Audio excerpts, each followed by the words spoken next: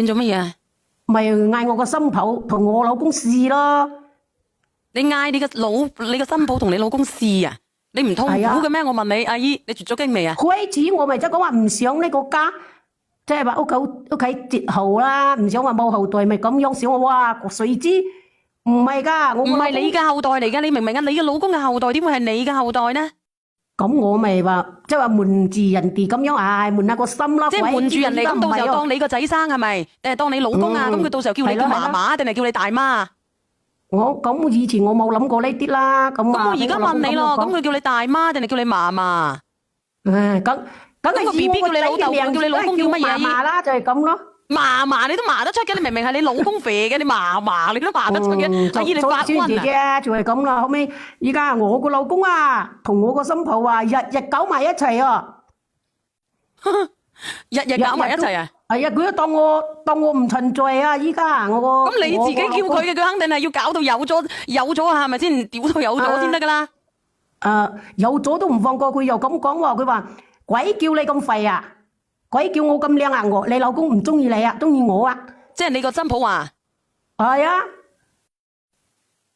咁你自己捉隻老鼠入米缸咯？你自己點解咁鈍嘅咧？其實你當初就俾我老公咁樣講我嗰啲鬼，點知佢會咁噶？依家都冇辦法啦，小姐，我都想你幫我啊！我屈住個心唔舒服啊！我點幫你啊，大佬？你自己明知呢個女人咧係有問題嘅，走出去偷食嘅，你仲直接叫埋你老公走去同佢偷，係咪先？然之後佢直接去挑明啦，咁你點樣啊？你個仔又咁樣？係啊，我都唔知啊！依家我個仔都冇辦法噶啦，佢都冇眼去睇我個仔噶，因為佢兩個啦，依家佢兩個。佢點會有眼睇你個仔咧？佢同你個仔又冇親又冇戚，係咪先啊？本來咧，佢大姨媽咧走咗之後咧，佢仲可以同你仔有啲親戚來往嘅，揾佢細佬嚟傾下偈嘅。咁咩？依家？但係問題係，佢個細佬都已經係身體唔舒服啦。咁佢揾佢嚟做乜嘢啊？就係啦，依家佢話佢仲響我老公面前講呢樣講嗰樣，我老公仲打我添嘛。佢做咩打你啊？佢話我咁多事咯。你有冇人連上嚟啊？你俾啲意見呢個阿姨咯，我真係死火！我同你講，佢點解話你咁多事啊？即係我去講我個新抱嘛，講過話如果帶咗細蚊仔做係咁噶嘛，我點知佢繼續噶喎？咁佢有咗未啊？而家有咗啦。佢有咗，咁有咗，你係叫佢唔好走去同你老公去搞係咪？咁然之後咧，你個老公咧就打你。係啊。咁你點叫你個新抱噶？你叫佢你唔好繼續咯，你有咗你唔好繼續咯，你生咗出嚟你就俾我咯。咁講噶，即係話有咗就係咁樣啦，唔准有下次噶嘛，即係咁啊！依家佢唔係喎，佢講話鬼叫你咁肥啊！鬼邊個嗌我阿媽生我咁靚啊？我係要去同你老公啊，你又點啊？咁你話呢個我係你家婆，佢係你家公，佢仲喺我老公面前啊，講我咩乜乜，依家我老公打我啊！佢喺你講你乜嘢啊？佢話我多事咯。佢話你多事啊？咁你係咪多事先？啊？唉，當初都唔知點講啊！唔知點講啊？當初係我一心話唔想呢個家。即係當初一心啊，唔想呢個家冇咯，俾機會阿家嫂咯，同阿家公咯，係咪？狗上瓦坑咯。即係話都當係我個仔生噶咯。你覺得佢會唔會當係你個仔生啊？你而家有冇嘢做啊？我冇啊。咁你冇做，邊個俾錢你生活啊？啊？都唔知點生活啊！我而家問你阿姨，邊個俾錢你生活啊？我冇啊。我個仔即係我依家係整。咩都冇啊，係咁樣生活。你點會咩都冇咧？你個老公話可以俾得10萬蚊，呢個人應該你哋屋企都有翻2蚊啩，冇理由冇過錢嘅。前有支出，有啲支出咁啊。咁我仲有一個仔噶嘛，不過我個仔點講咧？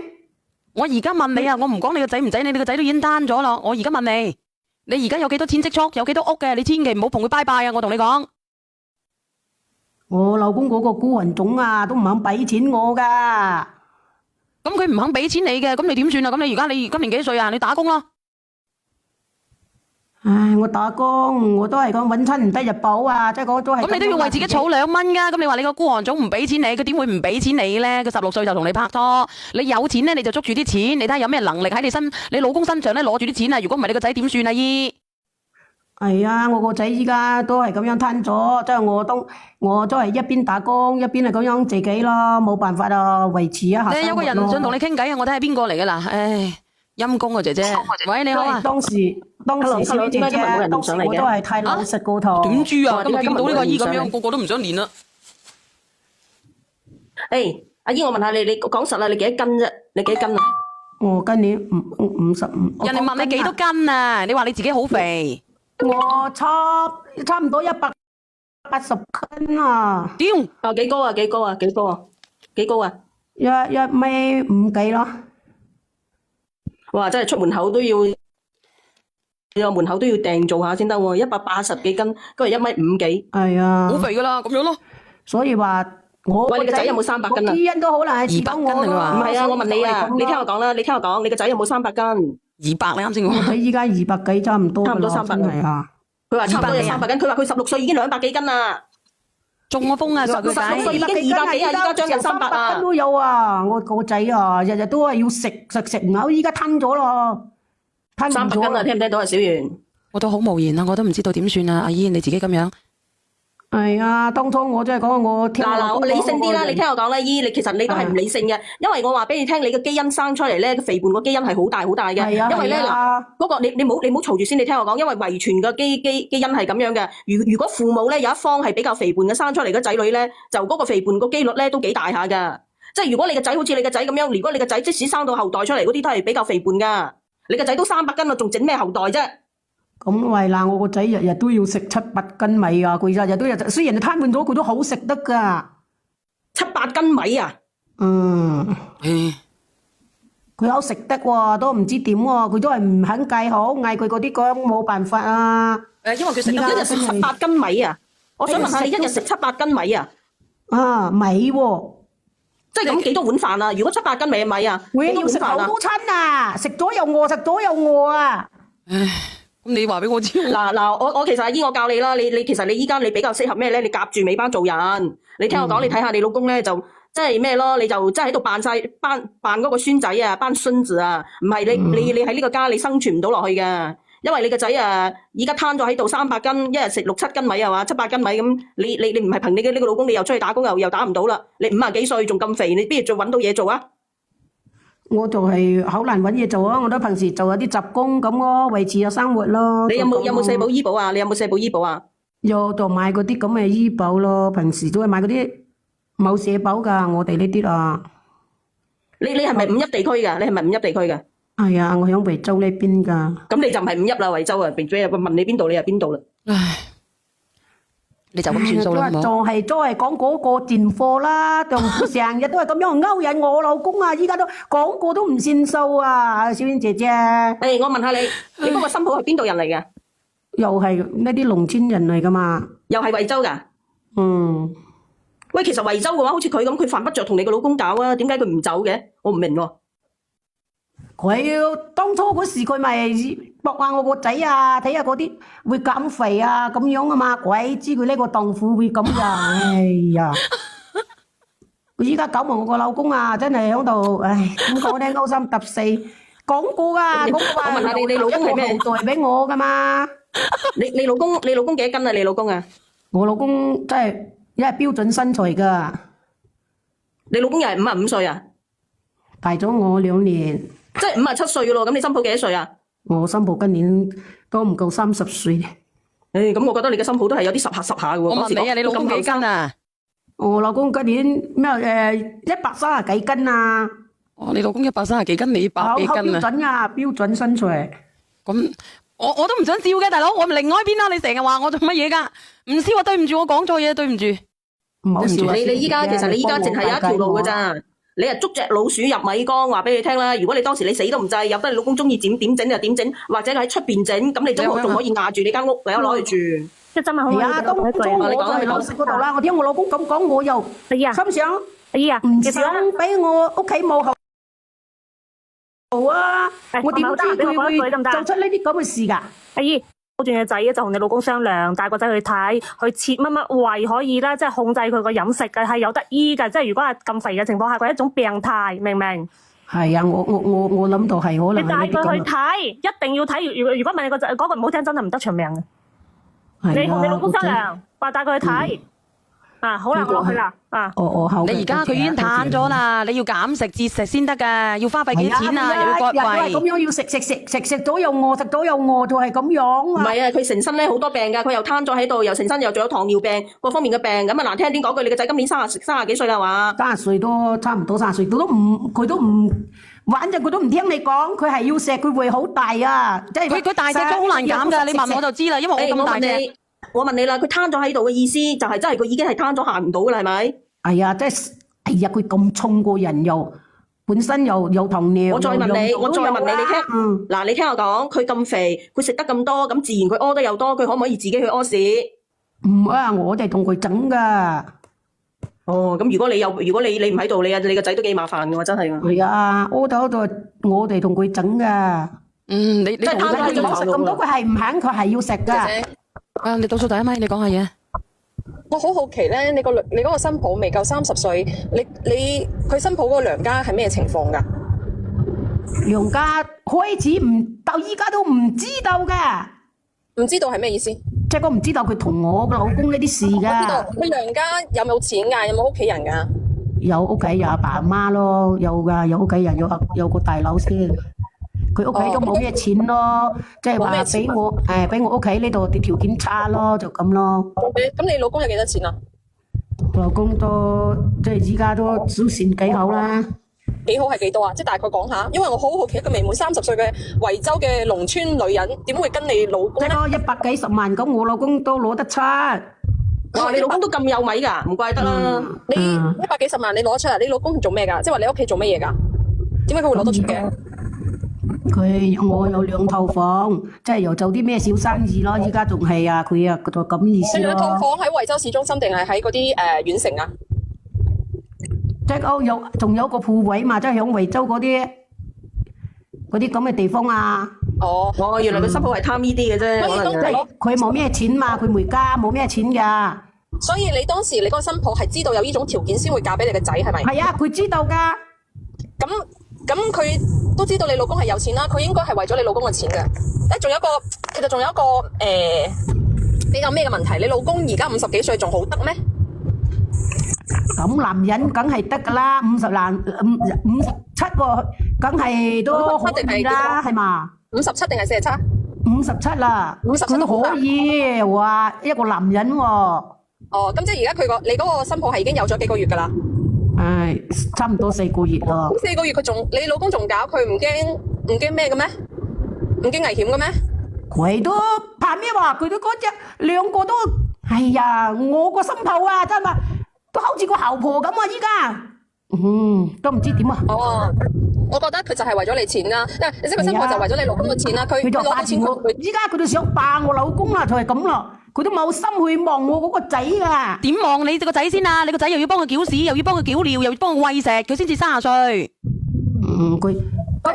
佢以前你都知道噶啦，知道佢咁肥啊，佢都係中意啲中意。佢唔係中意，佢係中意你嘅家庭環境。阿姨你唔好理佢點樣啊。因為我想同你講，既然你老公有錢嘅，咁就帶你個仔去做手術啦。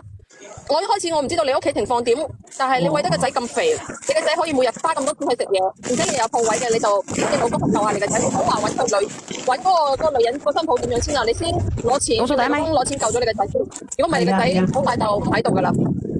係啊，你明唔明我意思啊？姨，我知道係咁，即係話講好多謝你哋啦，真係啊！即係話如果話真係有得醫嘅，都我同我老公有㗎，你去啲3甲嘅大型嘅醫某院，你好啊 Mr. 關係咪啊叫？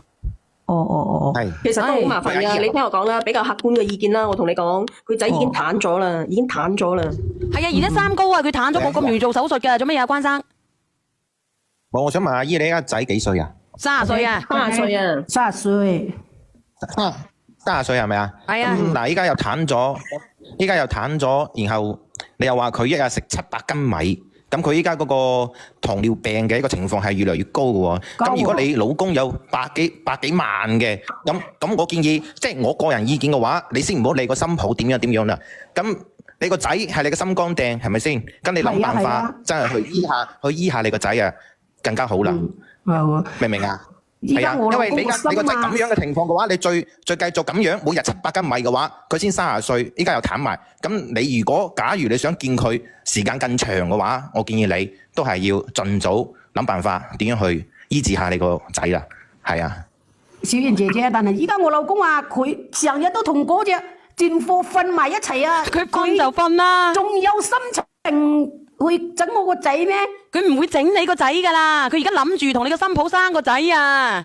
咪係咯，所以話我都咁你而家你唔走嘅，你而家唔走嘅，到時候你而家我想問下你哋，而家分割嘅財產好啊，定係以後分割嘅財產好啊？佢有仔嘅，以後生咗小朋友，咁呢個細佬哥咧肯定有半噶啦。